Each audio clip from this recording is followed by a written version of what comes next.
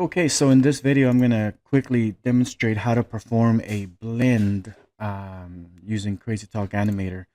I'm going to grab an actor here, just any actor will do. I'm going to grab Sol there, one of the default re-illusion characters. And one of the things that happens when you're doing animation with G2 characters that people aren't aware of is that you can in fact blend motions together so that you don't get that hard popping or jittery motion when you're doing some hard turning and stuff like that. Um, so I have this character here. I'm gonna grab an animation if I can find a decent one. Let's see, 3D move walk male. That's good enough. I'm going to extend that maybe twice or so, just so it can be nice and long. And so now it goes for about 80 frames. I'm gonna change the size of my timeline to that so we can visualize it better. So we have something that looks like that, right?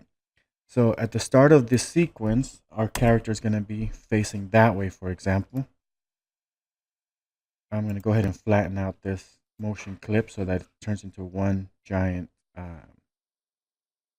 sequence. So somewhere in here, I'm gonna have them turn this way. So notice what happens, right? There's this pop. It goes pop like that, okay? It's very jerky. So we're gonna hit play, pop, okay? So we want to go ahead and smoothen that out. All we have to do is go back to where that popping takes place, where that keyframe is. We take our 3D motion or whatever type of motion it is and hit Control B or use this button here for splitting. Okay, this is going to break the motion clip. So Control B will break it apart. So now I have two of them.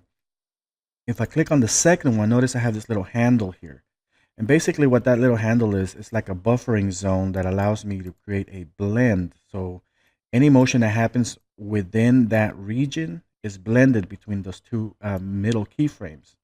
So by performing something that looks like this, notice what happens. The transition is a little bit more better handled. I can increase the buffer to perform it across more frames, and therefore I've created a smoother blend. Let's take a look at that. Boom. See, there's no popping.